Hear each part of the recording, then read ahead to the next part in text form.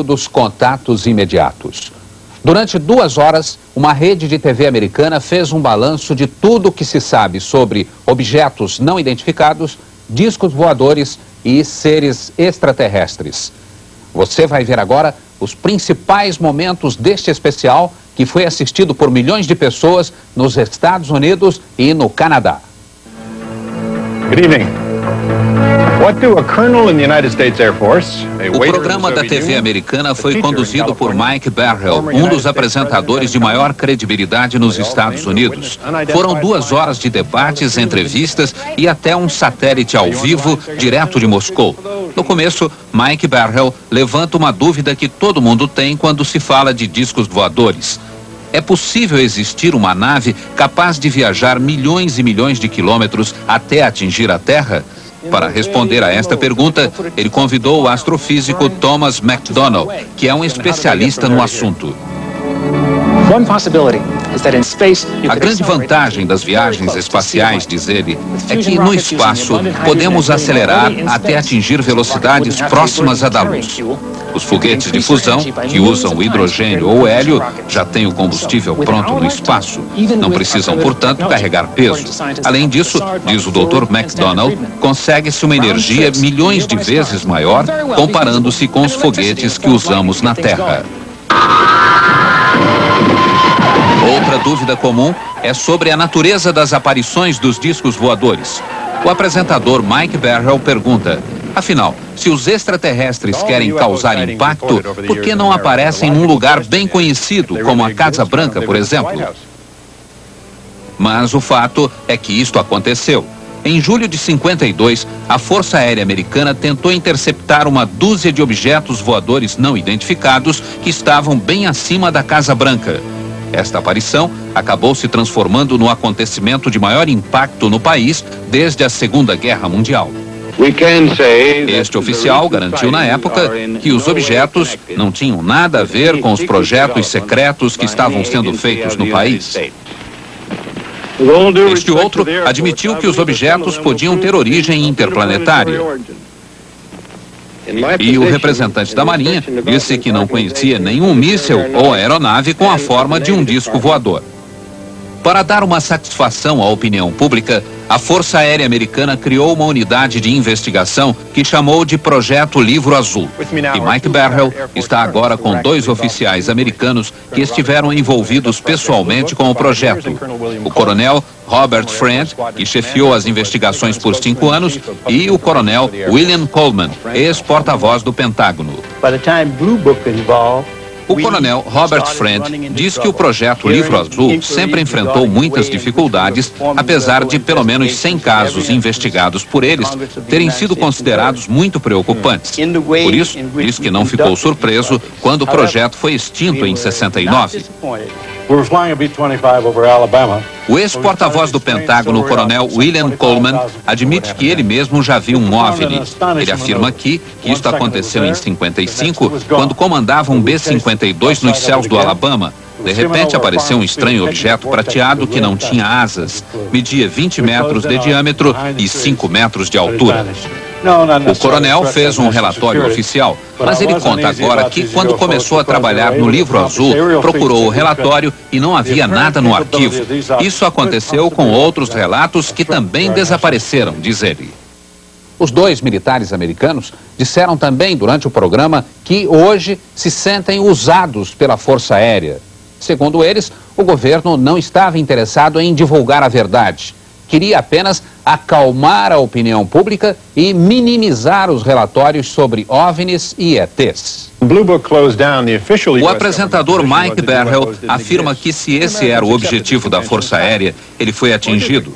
Em pouco tempo, o pânico foi substituído pelo riso e o noticiário sobre o assunto ridicularizado, passando a ser publicado só por jornais sensacionalistas. Quem declarasse ter visto um OVNI era imediatamente chamado de maluco. Com isso, muitas testemunhas idôneas começaram a ter medo de falar sobre os discos voadores.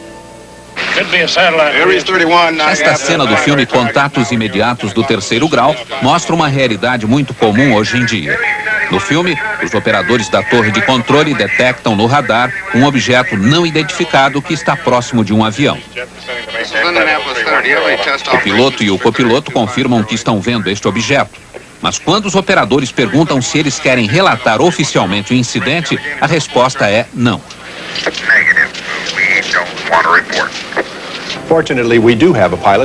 O apresentador Mike Barrell está agora com um dos poucos pilotos dispostos a falar sobre OVNIs. É o capitão Neil Daniels, que voou na United Airlines por 35 anos. O capitão Neil conta que estava pilotando um avião de São Francisco para Washington em março de 77, quando viu uma luz muito forte à esquerda do DC-10. Os instrumentos de bordo, diz o capitão, passaram a marcar rumos diferentes e uma força qualquer puxava o avião para a esquerda. De repente, o objeto desapareceu numa velocidade espantosa e o capitão lembra que o tempo todo o copiloto dizia: não quero ver, não quero saber.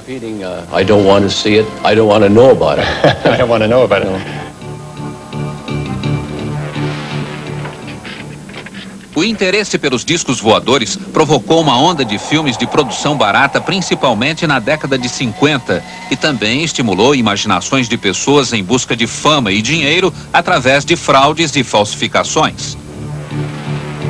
O autor deste filme jogou discos e objetos em frente à máquina fotográfica. Um outro falsificador disse que fez estas fotos depois de ser sequestrado por seres alienígenas.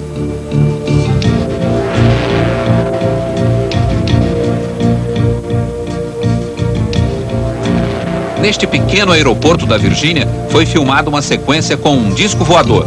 Era fraude.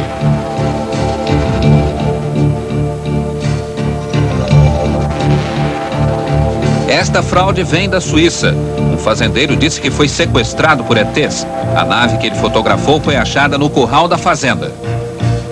Mas o apresentador Mike Barrell mostra também muitos filmes e fotos que ainda são uma incógnita. Este executivo de uma firma de computadores e a mulher dele estavam juntos e conseguiram filmar um estranho objeto voador. Oh, good God. I don't know. Not playing. I'm gonna tell you something, honey. I don't know what the hell it is. Este outro filme foi feito na Guatemala por uma equipe que filmava um comercial de automóveis. O cinegrafista Robert Perry também conseguiu um documento importante quando estava no Canadá. O objeto, filmado a uma velocidade muito baixa, aparece bem nítido. Robert Perry conta que o objeto se transformou num incrível show de luz e que, segundo técnicos, estaria viajando a mais de 48 mil quilômetros por hora. Outro documento importante conseguido pelo programa americano veio de Gulf Breeze, esta pequena comunidade da Flórida que tem cerca de 6 mil habitantes. Aqui, mais de 100 pessoas viram um estranho objeto por vários dias. Gulf Breeze é uma cidade cercada por bases militares, mas nenhuma autoridade afirma ter visto qualquer coisa estranha.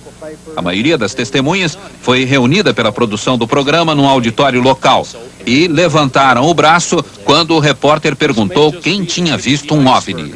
How many people in this room tonight have seen a UFO? Raise your hands, please.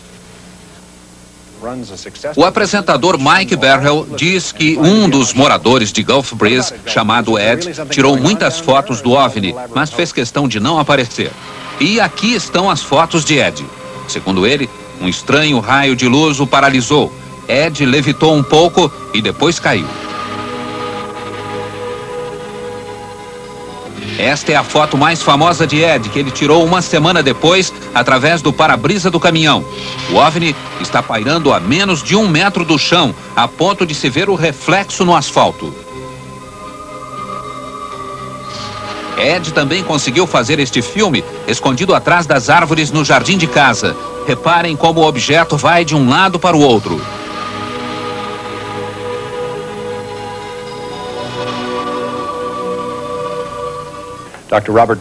Mike Barrell diz agora que, para analisar as fotos de Ed, ele convidou 2 dos maiores peritos em análises fotográficas dos Estados Unidos. Um deles é o Dr. Robert Nathan, que trabalha há 16 anos para a NASA. Vejam o que ele diz. Me parece, diz o Dr. Nathan, que muitas dessas imagens são produto de dupla exposição fotográfica.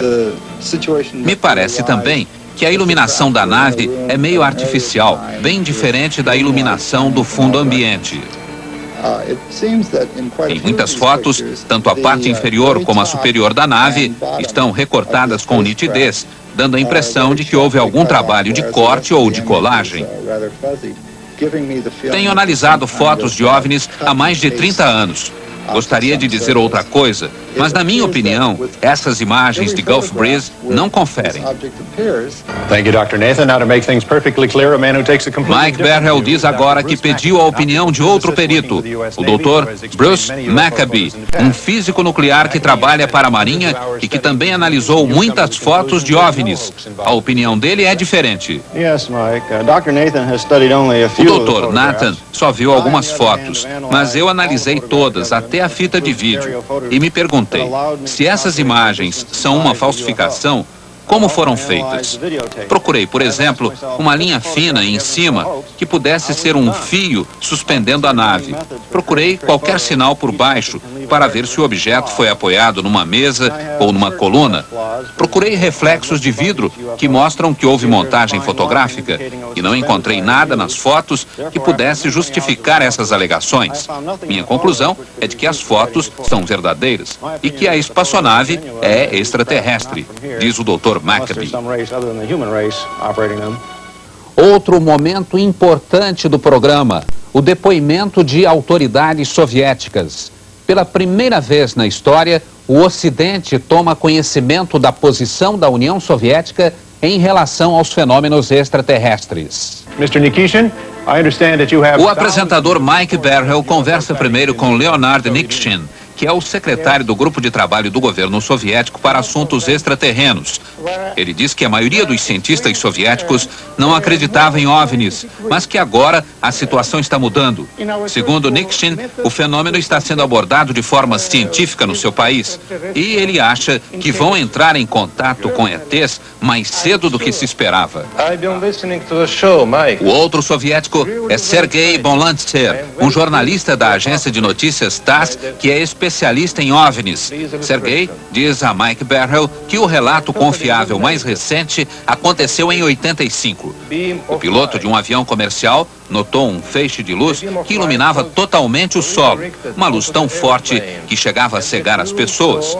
O ponto de luz, diz Sergei, voou para longe do avião e começou a balançar da direita para a esquerda e de cima para baixo. Finalmente, voou ao lado do avião como se fosse uma escolta. Os passageiros viram tudo e o objeto também foi detectado nas telas de radar da região. Sergei mostra agora esta foto feita na Bulgária em 78. Um casal estava tomando café quando viu isso. A foto foi feita com uma câmera Polaroid. Sergei informa que este outro OVNI foi visto perto de Murmansk, no norte da Rússia, quase na fronteira da Finlândia. Vocês vão ver agora um momento dramático do programa. Os depoimentos de 3 pessoas que teriam sido sequestradas por seres extraterrestres. Para garantir maior veracidade a esses depoimentos, todas foram hipnotizadas. As 3 testemunhas nunca se viram, mas o estranho é que as histórias são muito parecidas. Rosemary é pintora e artista gráfica. Mora no East Village, em Nova York. Ela machucou o joelho e agora se recupera do acidente. Al Hassine mora no Bronx, também em Nova York, com a mulher e a filha de 12 anos. Ele trabalha na companhia telefônica e gosta de tocar guitarra. Liza Salviano mora em Nova Jersey, tem 28 anos, é casada e está grávida. Liza trabalha como secretária. As entrevistas foram feitas por 2 especialistas, a psiquiatra Raima Leibel e o pesquisador Bud Hopkins.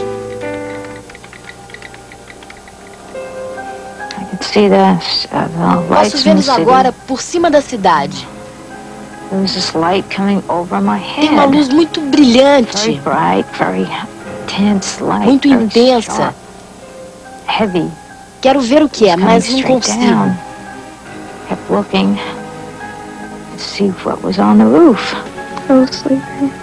Eu fui acordada. Estava dormindo. Queriam que eu fosse com eles. As janelas estavam fechadas. De alguma forma, eu passei pelas janelas. Eu parecia flutuar. Não parecia que eu andava. Parecia outra coisa. Quando se anda, a gente vai para cima e para baixo. Mas era tudo plano. Depois, eu estava numa sala de controle, ou algo assim. Parecia um consultório médico. Todos eles estavam lá. E senti que alguém me tocou. Are you alone? No, they're all over. How many of them are there around the table? At least 4 or 5. Eles eram uns 4 ou 5. And are they all doing something or are they all watching? No, they're watching too. Mas só um me tocou. How many of them are actually doing something? One. They're so ugly. Eles são What makes them feios so ugly? They look mean. e parecem maus.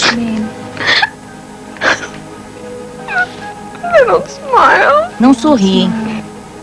God, he's ugly. São muito feios. It's an ugly thing. Parecem mal feitos, Very ugly. distorcidos. His head looks so pathetic. His head's like Os crânios são pontudos na frente e crescidos atrás. Os olhos são muito pretos, inclinados. Tem rugas no lugar das pálpebras. Parecem olhos de lagartixa. São olhos pretos. Totalmente pretos. O momento mais polêmico do programa é o depoimento de um agente secreto americano. Ele recebeu o nome de Falcon. E para ter a identidade protegida, todos os depoimentos foram feitos com a imagem e a voz distorcidas. A produção do programa afirma que fez todas as investigações possíveis e garante que ele é realmente o que diz ser. Um agente ligado a um serviço ultra-secreto que investiga fenômenos extraterrestres, o MJ-12. O agente Falcon diz que o MJ-12 foi criado pelo presidente Truman na década de 50 com o objetivo de conseguir informações sobre OVNIs e submeter estas informações à investigação científica.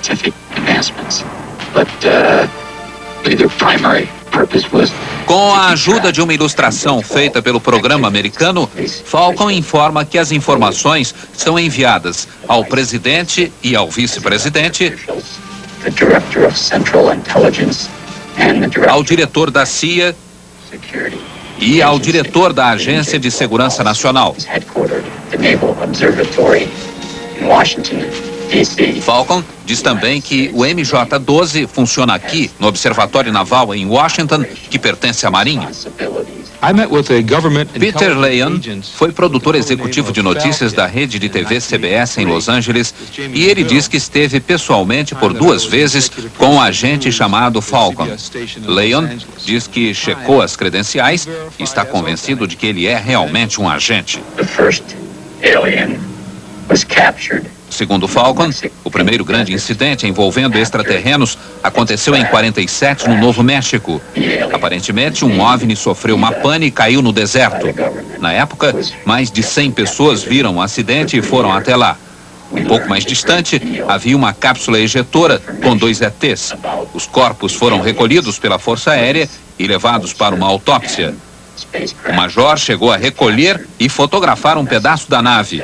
A Força Aérea abafou a história, mas, segundo Falcon, um dos extraterrestres estava vivo. O primeiro alienígena, diz Falcon, foi capturado no Novo México depois que sua nave foi acidentada. O alienígena, chamado Abby pelo governo, foi mantido em cativeiro. Aprendemos muito sobre a cultura, a raça e as espaçonaves dos alienígenas. Falcon disse que outras naves desceram numa base americana também por problemas técnicos. Mais 2 ETs foram capturados e depois entraram num acordo com o governo. Segundo Falcon, eles tinham o controle total de uma base no estado de Nevada. Falcon afirma que, atualmente, só um deles vive lá.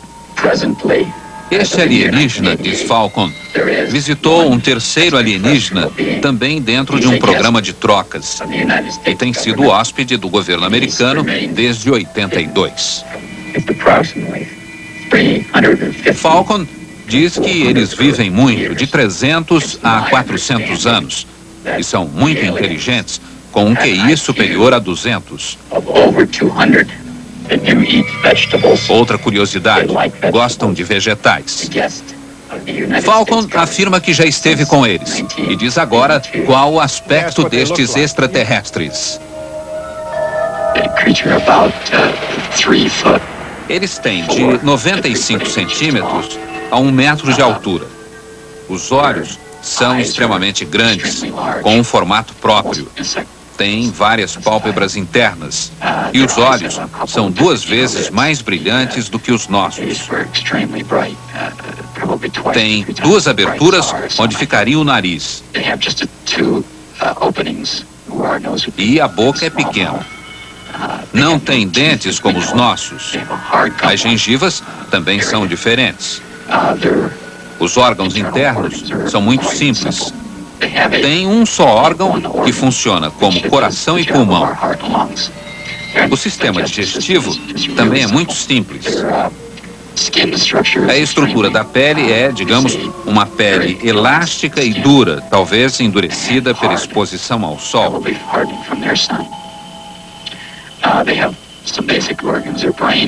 O cérebro é maior e mais complexo do que o nosso, tendo várias voltas a mais. Os olhos são controlados pela parte de trás da cabeça. Tem uma audição muito melhor do que a nossa, superior mesmo à dos cães. Os órgãos sexuais são distintos. Existem machos e fêmeas. A bexiga é que se encarrega da função excretória. E tem um outro órgão que os cientistas acreditam ser responsável pela transformação de excrementos sólidos em líquidos. Não tem polegar. As mãos só têm 4 dedos. Os pés são pequenos e parecidos com as mãos. O apresentador Mike Berhel lembra que o que foi dito aqui pode não passar de uma fantasia. Mas ele lembra também que muita coisa que era vista como fantasia hoje é uma realidade. Computadores que ocupavam salas inteiras agora cabem no bolso. Transistores do tamanho de um pão de forma agora têm o tamanho de uma abelha. E hoje em dia, diz Berhel, podemos enviar mais informações usando um feixe de luz do que Thomas Edison conseguia transmitir por 5 dias através de 1000 toneladas de fio de cobre. Mike Berhel reafirma que tudo o que se diz sobre OVNIs e ETs não pode ser visto como uma verdade científica, e sim como uma especulação. Mas a especulação, diz ele, também pode funcionar. Especulamos sobre alguma coisa que substituísse a caminhada e inventamos o automóvel. Especulamos sobre voar e fomos à Lua. Mas esta noite, diz Mike Berhel, estamos especulando sobre eles, os extraterrestres, e não sobre nós, não sobre a nossa tecnologia, mas a deles. E talvez o futuro nos reserve uma surpresa. Talvez não estejamos sozinhos neste universo de 10 bilhões de galáxias.